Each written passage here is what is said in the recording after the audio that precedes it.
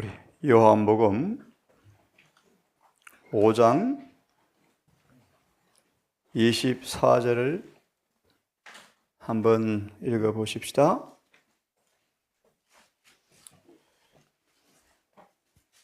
이 성경 구절을 펴는 까닭은 우리 방금 부른 찬양의 의미를 다시 한번 생각해 보려고 폈습니다. 십자가의 피로 구속받았고 더 이상 중죄가 없다라는 말의 의미를 한번 생각해 본 다음 오늘 말씀을 드리겠습니다. 24절입니다. 많이 오용되어지고 많이 곡해되어지는 성경 구절 가운데 하나가 이 본문의 말씀인데요. 읽겠습니다. 내가 진실로 진실로 너희에게 이르노니 내 말을 듣고 또 나 보내신 이를 믿는 자는 영생을 얻었고, 어떤 분은 이 구절을 그렇게 해석합니다. 현재 완료 상태다. 이 말의 의미를 가장 잘 설명한 본문이 있다면 니고데모장에 보시면 잘 나옵니다. 그래서 교회 정언 5권을 정언을 보시면 이렇게 말씀하죠. 하나님은 성경을 교회 정언으로 둘러서 보호하는 모습을 계시로 보셨죠. 정리해드리면 하나님은 성경을 보호하려고 정언의 말씀을 주셨어요.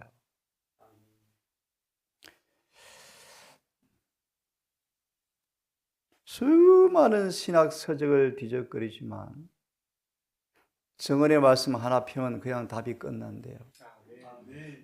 그럼 이해되겠습니까? 그런 의미에서 말씀을 드리죠. 영생을 얻었고라는 말씀을 좀 더 쉽게 번역, 영생을 소유하였습니다. 이제 영생이 내 안에 있습니다. 한번 구원은 영원한 구원이 아님을 아시죠? 시작이 되었습니다. 사망에서 생명으로 옮겼습니다. 영생을 얻었고 그 다음을 보려고 폈습니다. 심판에 이르지 아니하나니, 이게 무슨 뜻입니까? 우리 교회에 지나면 정확하게 이 말씀을 한 신학자가 정정했습니다. 심판이 아니고 정죄라고 번역해야 맞습니다. 예, 동의합니다. 그 다음 해석은 동의할 수 없습니다. 예, 정죄에 이르지 아니한다. 심판은 있지만 정죄하지 않는다. 이렇게 해석합니다. 그것은 엉터리입니다. 정리합니다. 예수의 피는 우리를 정죄에서 무죄 선고해 줍니다. 그분의 피는 우리를 정죄에서 면해 줍니다. 왜 그렇죠? 왜 그렇습니까? 너무 쉬운. 예, 감사합니다. 로마서 8장 1절은 정확하게 2절까지 설명합니다. 예수 안으로 옮겨진 사람들은, 예수의 피로 구속받아서 사망에서 생명으로 옮겨진 사람들은, 불충성에서 충성으로 옮겨진 사람들은, 어둠에서 빛으로 옮겨진 사람들은, 사단의 권세에서 주님의 품으로 옮겨진 사람들은, 로마서 8장 1절, 그러므로 이제 그리스도 예수 안에 있는 자에게는 결코 정죄가 없나니. 킹 제임스 버전을 더 첨가합니다. 왜냐하면 그들은 더 이상 육신을 따라 살지 않고 성령을 따라 살기 때문입니다. 그러면 성령을 따라 살면 왜 정죄가 없습니까? 2절입니다. 이는 그래서 예수 안에 있는 생명의 성령의 법이 우리를 죄와 사망의 법에서 해방하였기 때문입니다. 얼마나 명확합니까? 예. 그래서 예수 안에 정죄가 없습니다. 왜요? 자유가 있죠, 자유가. 맞나요? 자유가 있기 때문이요. 영생을 어떻게 얻습니까? 소망 175페이지 6페이지 첫째 문단 마지막 줄에, 그러므로 이제 하나님이여 내가 주의 뜻 행하는 것이 너무너무 즐겁습니다. 주의 법이 내 심중에 있나이다 라고 말할 수 있게 되어진다. 이것이 뭐다? 영생이다. 공부하셨죠? 즐겨 지켜지죠. 요즘은 개인적으로 확신하는 것이 있습니다. 요한 13장 34절의 말씀. 거듭나서 새 생명 가운데 옮겨져서 새 계명을 지키는 사람들은 마귀가 그 속에 질투심을 만들어 줄 수가 없대요. 분쟁을 만들어 줄 수가 없대요.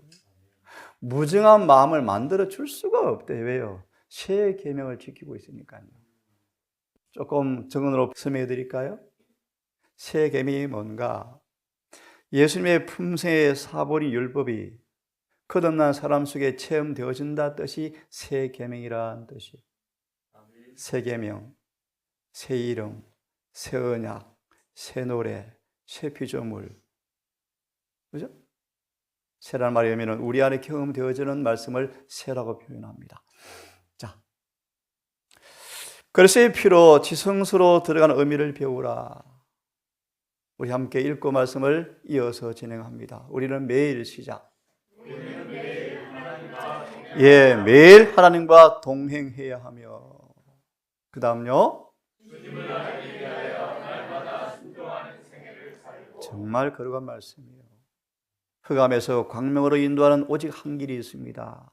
그것은 오직 믿음의 길인데, 순종함으로 많이 걸어가는 길인데, 비록 좁고 협착하지만 순종하는 생애를 살면 살수록 믿음은 깊어져 가고, 믿음이 깊어지면 깊어질수록 주님에 대한 지식이 점점 증가해서 마침내 에베소서 1장 3장의 말씀인데요, 우리 안에 그분의 사랑이 완성되어진다.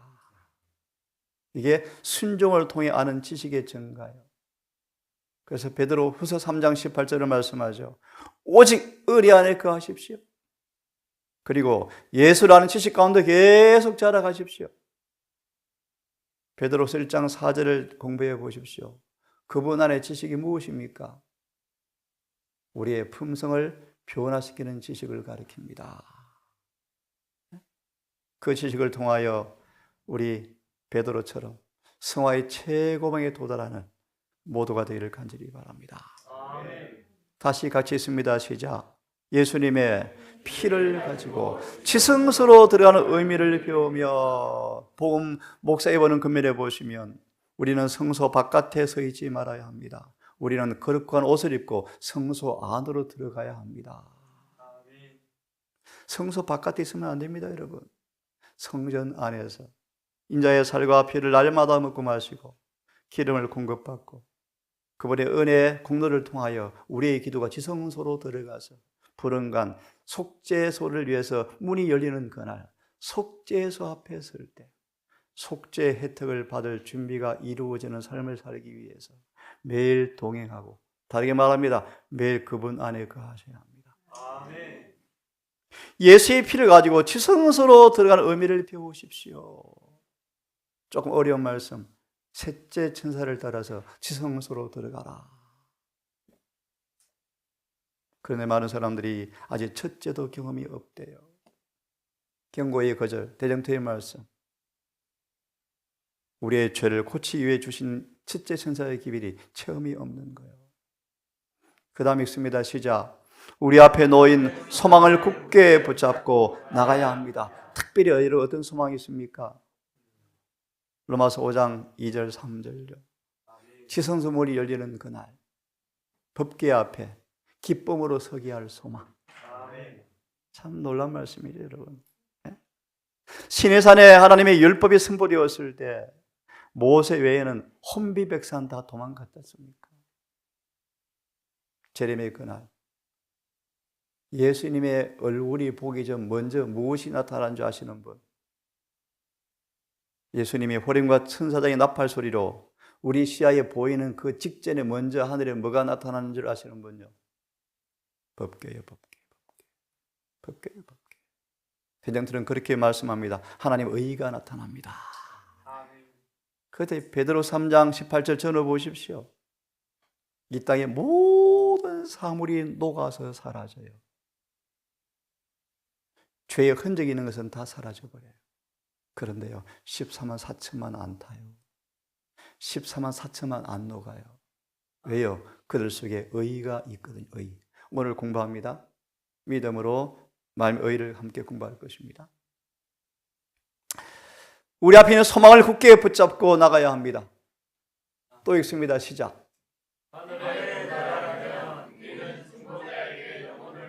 예, 정말 그런 말씀이죠. 영혼을 붙들어매야 합니다. 어떻게 붙들어맵니까? 하나만 소개합니다. 의지의 굴복이. 의지의 굴복이. 이걸 성경에서는 순종으로 많이 번역합니다. 그 다음요. 신의 성품에 참여자가 되어야 합니다. 참 거룩한 말씀이죠. 마지막 읽습니다. 시작. 그리스도를 의지함으로 하나님 안에서 그대의 생애가 그리스도와 더불어 숨겨진 바 되며 숨겨진 바 되어지면 어떤 일이 생깁니까? 숨겨진 바 되어지면 어떤 일이 생깁니까? 요한 21장 시몬아 너는 나 사랑하니? 더 이상 뭐가 안 나타납니까? 자아가요. 무엇이나 경멸해도 쾌염치 않을 것이며 온유한 품성을 나타내실 거예요. 마지막 읽습니다.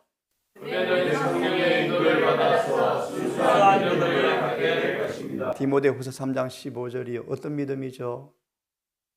어떤 믿음이죠? 예수의 믿음을 갖게 될 것입니다. 그리하면 결론이 무엇입니까? 하나님의 계명이 지켜져 버리죠. 그것이 믿음으로 말미암은 의요. 자, 오늘 이어서 말씀을 또 계속 드리겠습니다. 예, 지성소, 속죄소, 은혜의 보좌, 시은소, 시은소. 자, 둘째 휘장대에 지성소라 일컫는 장소가 있더라. 거기 언약궤가 있고, 생략하고 5절을 보시면 언약궤를 넣은 궤 뚜껑이 속죄소인데, 이 말씀을 출애굽기 26장은 말합니다. 지성소에 있는 증거궤 위에 속죄소를 두라. 속죄소. 다시 말해 지금 주님이 속죄소에서 속죄하십니다.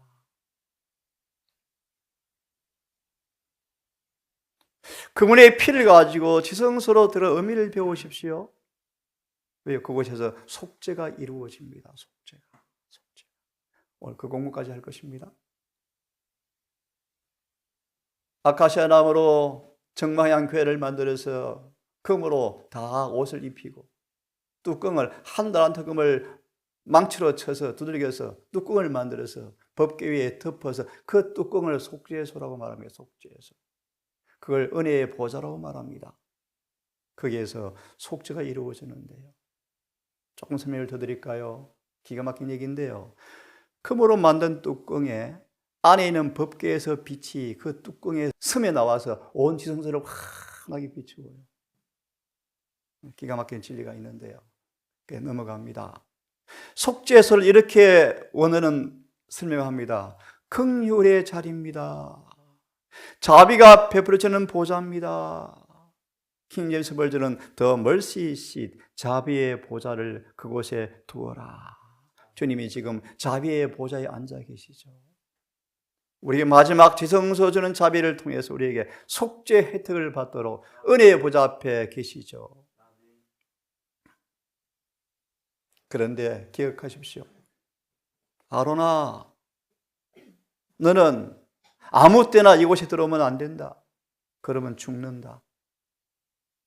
아무 때나 들어오면 죽는다. 왜? 그거 주님이 임재하는 곳이다. 이곳에 들어오려면 죄를 분리되는 제사를 먼저 드려야 한다.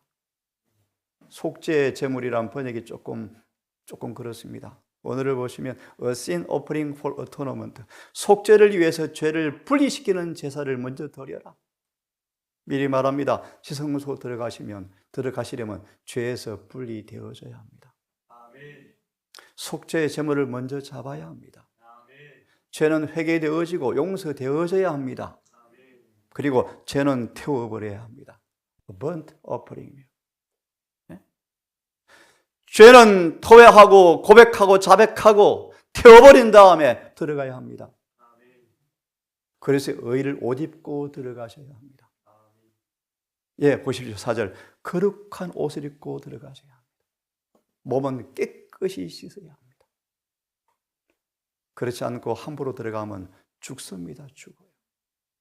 죽습니다. 그리스도의 피로 지성소로 들어간 의미를 배우십시오.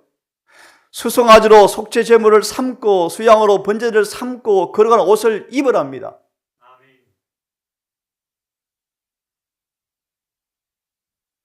백성들도 마찬가지입니다.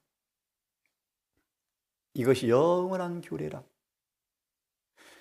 죄를 위하여 1년 1차 속죄가 이루어지는 날이기 때문에 모세를 통해 주어진 말씀대로 그렇게 하려나 행하라. 첫째와 둘째를 경험하지 아니하면 지성소에 못 들어갑니다. 셋째를 따라 못 들어갑니다.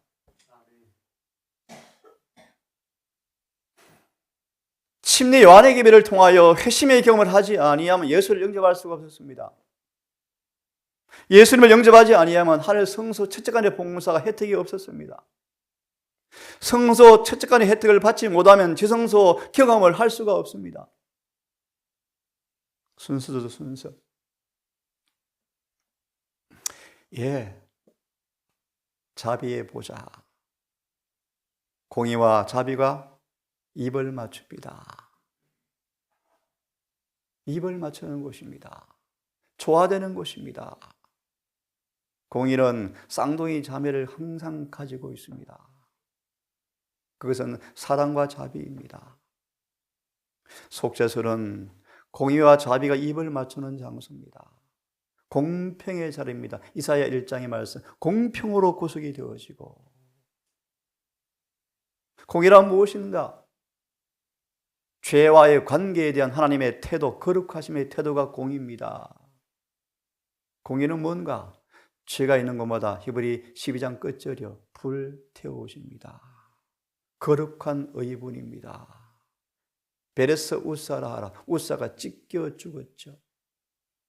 베세메세 사람들이 순간 죽어버렸죠. 공의란 죄와에 있어서 하나님의 태도입니다. 태도. 죄와 하나님은 도무지 참아 같이 있을 수가 없어요. 한순간도 죄와 그분은 있을 수가 없는 분이세요. 주님은 절대로 죄를 눈 감아 줄 수가 없는 분이세요. 그러므로 회개시키는 분이세요. 자비는 무엇입니까? 밖에 과분한 은총이다. 예, 우리는 죽을 수밖에 없는 죄인이었죠. 저주받을 사람이었죠. 속죄소는 이 자비와 공의가 입을 맞추는 곳입니다.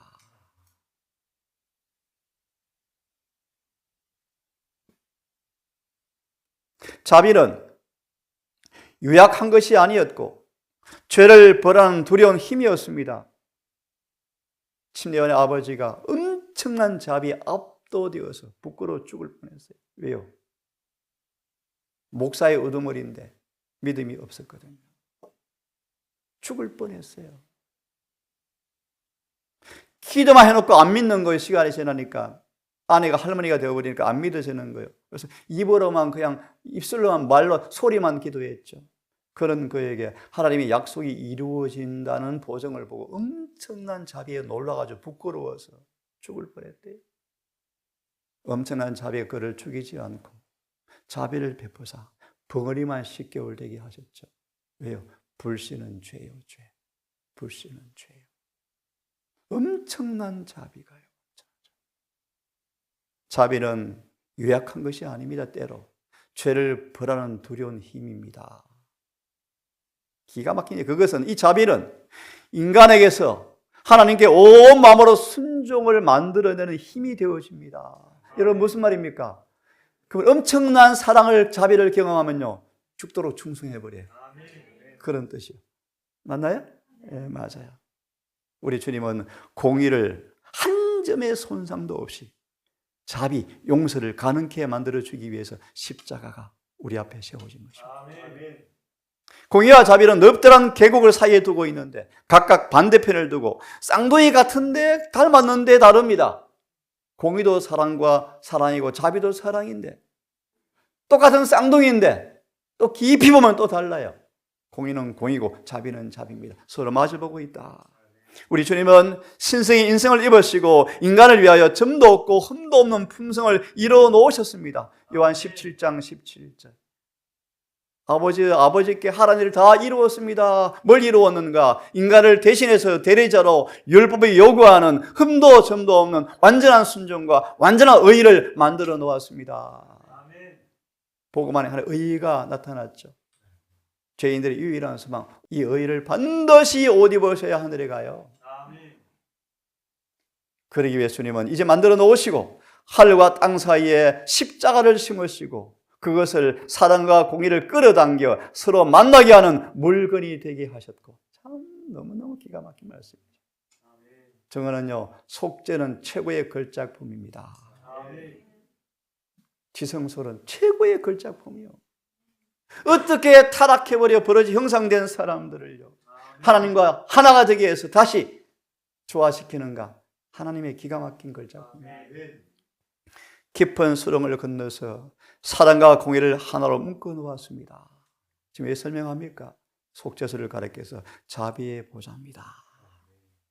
공의와 자비가 입을 맞추는 곳입니다. 왜 조사심판을 하시죠? 그 목적이에요. 우리를 속죄 혜택을 주는 그 일에 온 오죽민 앞에, 배심원 앞에, 마귀 앞에 하나님은 의롭습니다 라는 사실을 보여주는데 어떻게 해요? 결론을 미리 내립시다. 속죄 혜택을 받을 사람에게 진짜로 의가 나타나 버려요. 이거 잘 기억하셔야 돼요. 계속 읽고 설명을 드립니다. 공의는 정말 신비한 말씀이에요. 공의는 그 높은 보좌에 일어나서 무슨 얘기입니까? 아버지 하나님께서 하늘 천사들과 함께 하늘에서 십자가 앞으로 내려왔습니다. 아시죠? 세대의 소망에 검은 구름이 예수님의 몸을 감싸버리고 아버지와 천사가 내려와서 같이 그 안에 계셨죠. 거기에 공의는 불의와 죄에 대한 형벌을 담당하십니다. 무조건적 용서 절대로 없음을 기억하십시오. 그분의 무한한 희생 때문에 우리가 용서가 주어지는 거예요. 우리가 회개하고 용서받을 때마다 그분의 피가 아버지 앞에 내어놓는 거예요. 아버지여, 다시 한번 용서해 주십시오. 또 용서해 주십시오. 공의는 불의와 죄에 대한 형벌을 담당하신 분, 하나님과 동등하신 분을 보았다.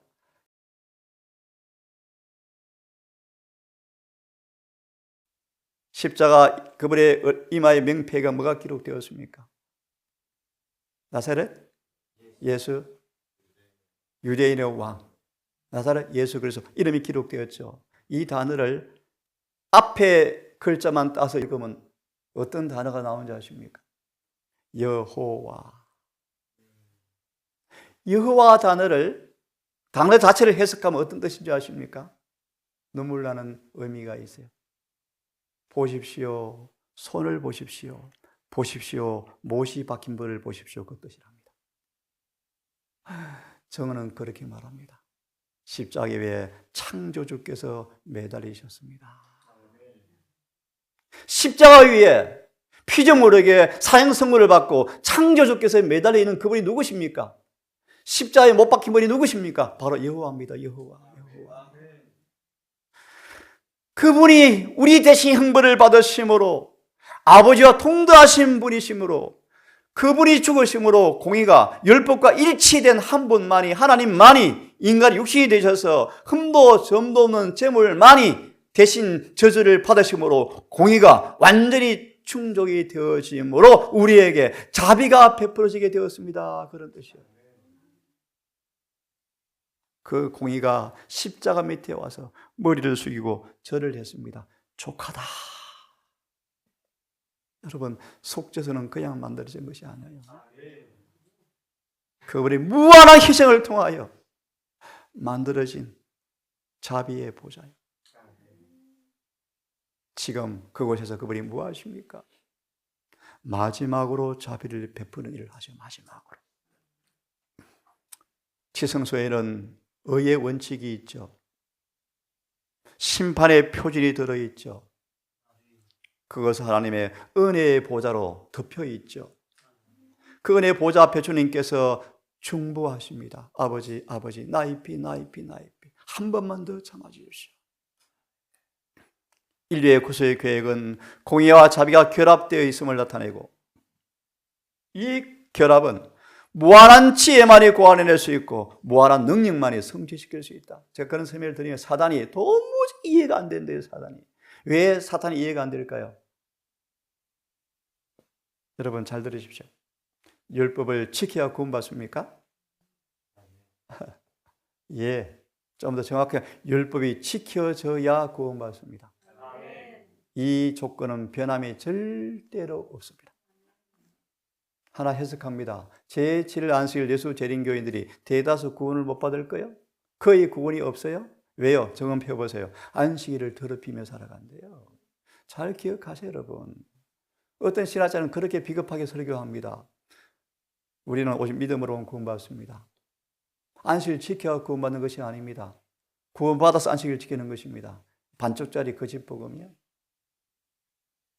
안식일을 구원받아서 안식일을 지킵니다. 한편으로 맞지만 그런데 다시 안식일 더럽히면 구원 잃어버립니다.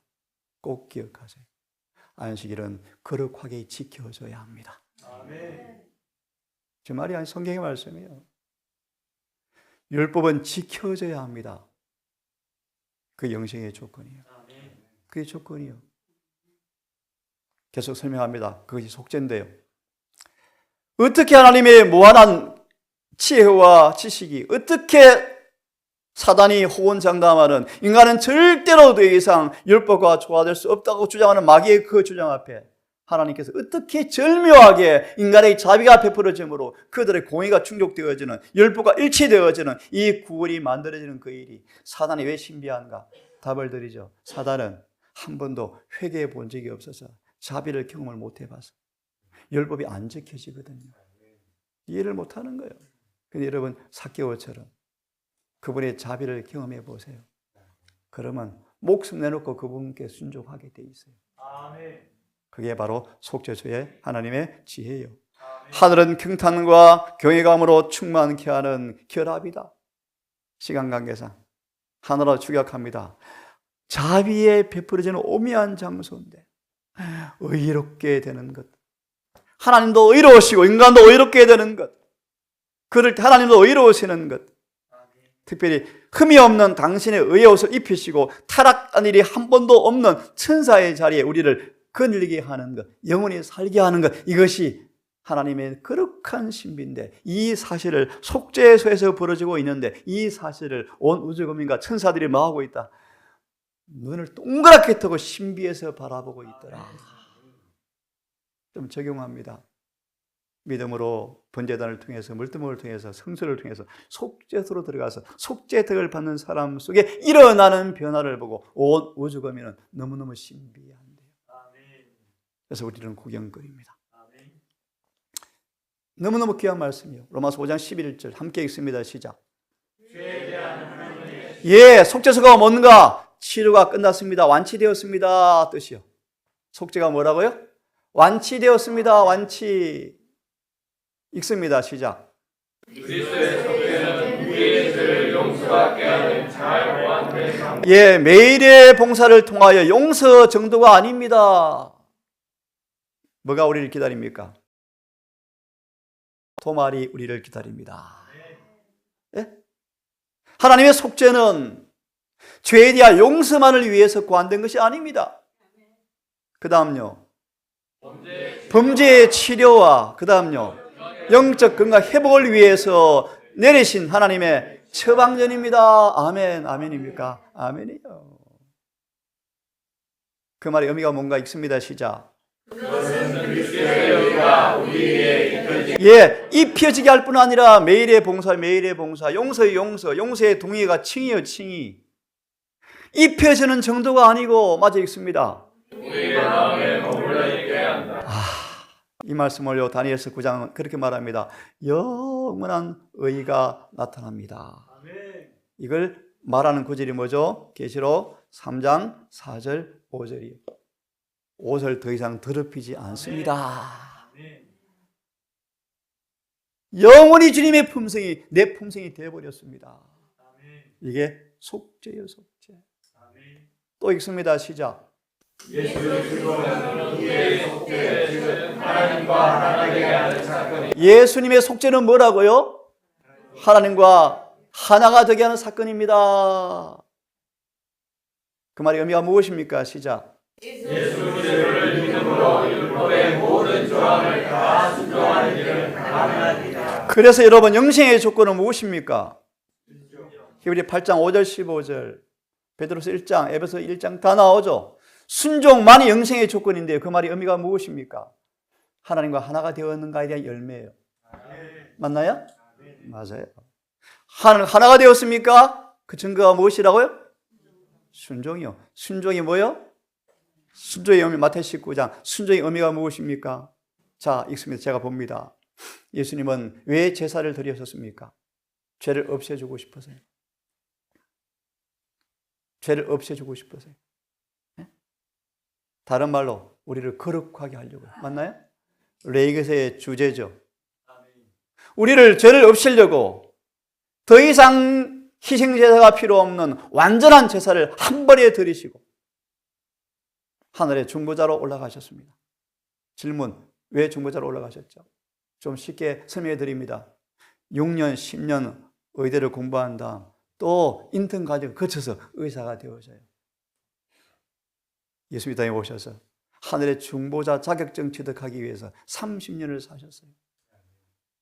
중보자가 되시려면 인성을 가진 분만이 가능해요. 그리고 그 인성도 우리와 같은 인성으로 살아보신 분만이 가능해요.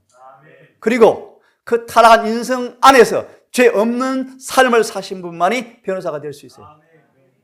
더 부연하면 우리가 당하는 모든 시험을 다 당하시면서 한 번도 범죄하지 아니하신, 그래서 율법의 요구를 100% 성취시킨 분만이 의사가 될 수 있어요. 그런 말의 의미요. 영원한 제자를 들으시고 하늘의 의사로 취임하셨습니다. 그런 뜻이에요. 뭐 하려고? 우리를 속죄해 주려고. 이제 그분의 피를 통하여 회개하고 거듭나서 성소로 들어온 사람들을 뭐 하려고? 의를 날마다 입혀주시고 의를 날마다 나눠주어서 영원한 의가 되게 해서 죄를 완전히 치료해 주시려고 하늘의 중보자로 지금 뭐 하십니까? 치료 중입니다. 곧 치료소가 문을 닫습니다. 의사가 곧 나옵니다. 그럼 병원 가봤자 의사 없습니다. 이게 중보자 없다는 뜻을 여러분 이해하셔야 돼요, 여러분. 언제까지 중보해 주십니까? 쉽게 말합니다. 사단이 우리를 병들지 못하게 할 만큼. 발등상 마귀 목덜미를 발로 짓밟다 뜻이요. 사단의 가진 유혹으로 시험을 해도 마귀를 이긴다 뜻이요. 치료되었으니까요. 네? 하나님은 우리를 마귀가 발등상 되게 할 때까지 중보하십니다. 더 깊이 설명합니다.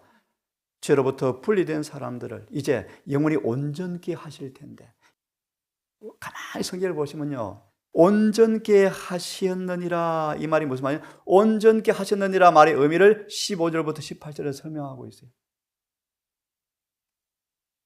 그러면 한번 죄로부터 분리시키고 감방에서 나온 사람들을, 보석금을 지불하시고 나온 사람들을 이제 어떻게 감방에 들어가지 않도록 어떻게 하시는가, 그런 뜻이에요. 온전케. 다음 집회는 완전에 대한 강의를 다시 할 것입니다. 어떻게 하시는가? 성령께서 거룩하게 된 사람을 이제 어떻게 완전히 치유하시는가를 다음처럼 우리에게 증거하십니다. 어떻게 하시는가 보세요. 그날 이후로 영원한 제사로 단번에 거룩하게 한 다음 하늘 우편에 가신 이후에 그들과 이제 언약을 세우시는데, 어떤 언약을 세우시는가?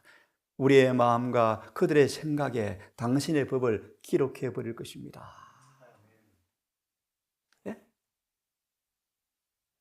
그런 다음 그들의 죄를 하나님께서도 다시 기억지 않을 것입니다. 이제 그런 사람들을 위해서 다시 제사 드릴 필요가 없습니다. 이 일을 하려고 지금 어디 계세요? 속죄소에서 속죄 마지막 사업을 하고 계셔요. 제가 들은 이야기로 인도 혼자 지방에 약방이 없답니다. 요즘 모르겠어요. 왜 없어요? 약 먹을 필요가 없으니까요. 예? 용서와 토마를 통해서 속죄가 이루어진 사람들에게는 병원이 필요 없어요. 오해할까 봐서. 병원 치유되었는데요. 그분의 성전이 완전히 준공되었는데요. 아버지 아들 예수께서 그 안에 사시는데요. 주님과 하나가 되어버렸는데요. 이마 이를 쳐버렸는데요. 무슨 그들의 중보가 왜 필요합니까?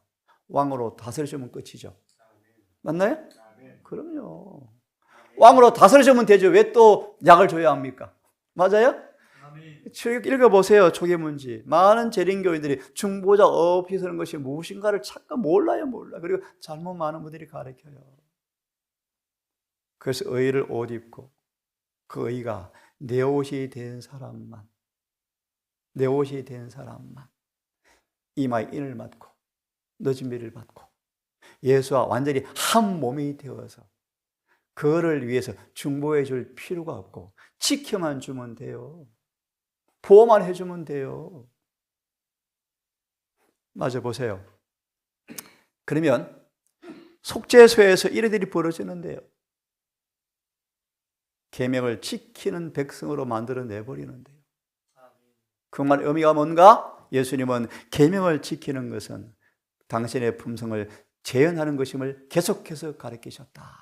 따라서 암송하십시오. 계시록 14장 12절 성도들의 인내 시작. 하나님의 계명을 지키며 온 우주에 보십시오. 안식일을 지키고 있네요. 여러분, 일요일 교인들 대비해서 그 정도가 아니고요. 그런 의미가 아니고요. 무슨 뜻입니까? 그들에게 그리스도의 품성이 재현되어지고 있다 뜻이요. 비결이 무엇입니까? 이어서 암송 시작. 그들은 예수의 바로 그것이 비결이요. 예수 믿음을 지켜지니까 뭐가 지켜져요? 계명이 지켜지죠. 좀 쉽게 말할까요? 예수께서 그들 속에 계시니까 계명이 지켜지죠. 맞습니까? 이것이 어떤 의미라고요?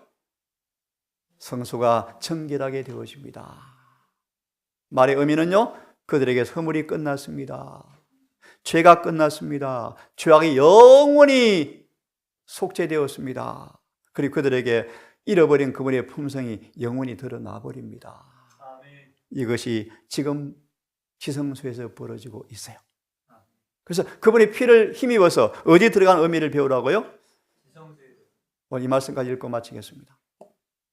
복음 전도는 영혼 구원을 위해서 하나님이 인간을 그분의 도구로 쓸 수 있는 유일한 방법이다. 그 다음 잘 들어보세요.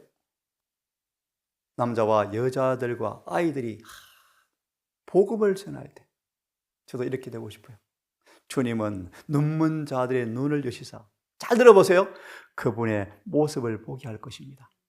누구를 통해? 누구에게서요? 누구에게서요? 문맥을 보세요. 남자와 여자와 아이들이 뭘 전할 때 그들에게서 누가 보여요? 스가랴 8장 14절이에요. 우리가 너희를 보니 하나님과 함께 하심을 들었나니 너희 가는 곳이 함께 가고 싶다. 이게 복음이 증거되는 모습이에요. 복음의 변론으로는 이미 땅끝까지 전파되었지만 증거되지 못했어요. 마태 24장 14절을 잘 보셔야 돼요. 복음이 증거되기 위해서 전파되면 끝이, 그럼 뭐가 끝이 옵니까? 증거돼야 끝이 오죠. 전파는 씨를 뿌리는 거예요. 증거는요, 열매 맺는 거예요. 열매 맺어야 그분이 오셔요. 열매가 맺어야 그분이 오셔요.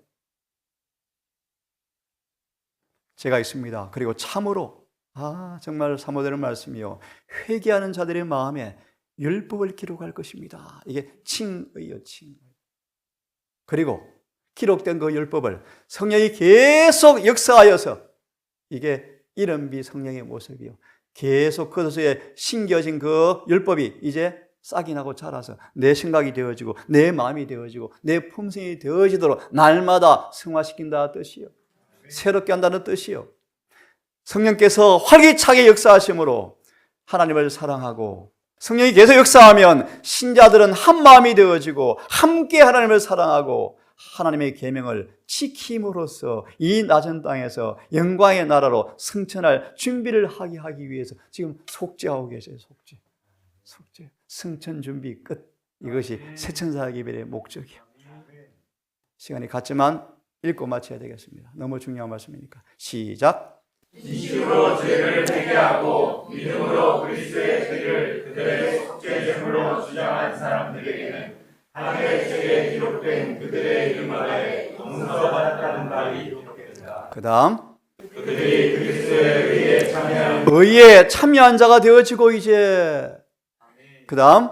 그들의 품성이 하나님의 율법과 조화된다는 것이 나타날 때 여기서 뭐가 있어요?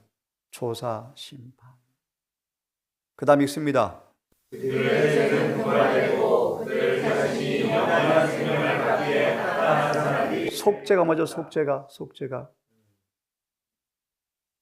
죄가 도말되는 거예요. 용서받은 죄가 없어져 버리는 거예요. 내 기억에조차도 사라져 버리는 거예요. 유쾌한 날, 기쁜 날이에요. 그 다음요.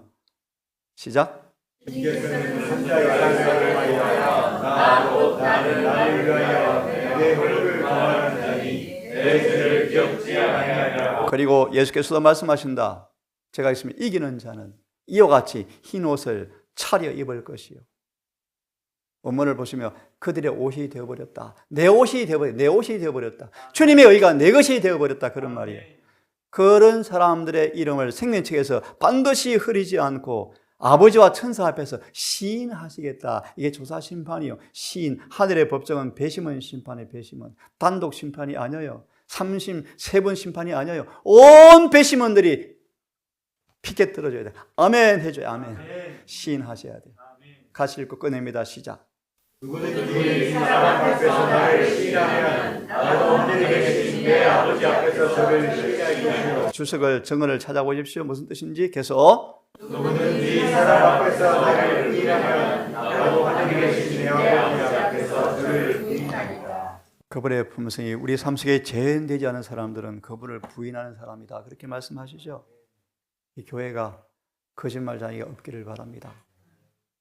예수님처럼 우리 모두에게도 예수님과 같은 그런 생애가 재현되어지는, 그래서 거짓말이 없는, 사단이 참수할 수 없는 승리한 교회로 날마다 자라게 되기를 간절히 바라면서 오늘 말씀을 또 마쳐야 되겠습니다. 기도합시다.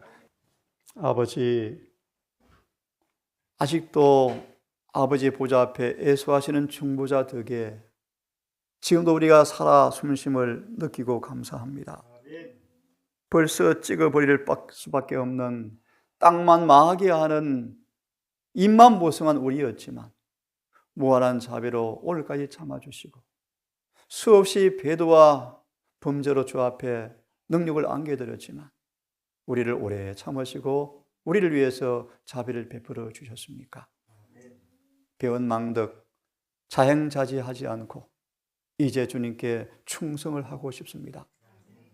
우리를 회개시키사 우리를 용서하시고 우리 의롭게 해주시고 성령을 선물로 주시옵소서. 성령 안에서 참 자유를 경험하며 창세기 3장 15절에 나오는 뱀의 머리를 부수는 능력을 통하여 이기고 이기는 자가 되게 해주시옵소서. 믿음으로 피를 통하여 지성소에 들어가서 속죄의 덕을 통하여 승천 준비가 마무리되어지고 주님을 만날 준비가 이루어지는 그 일의 경험이 우리 삶 속에서 이루어지기를 소망합니다. 오늘도 이 일을 망각하지 말고 하늘에서 지금 진행 중이라는 일을 잊지 말고 오늘도 주여 합하여 동행하며 살아가는 모두가 되게 해 주시옵소서. 예수님의 이름으로 기도드리옵나이다.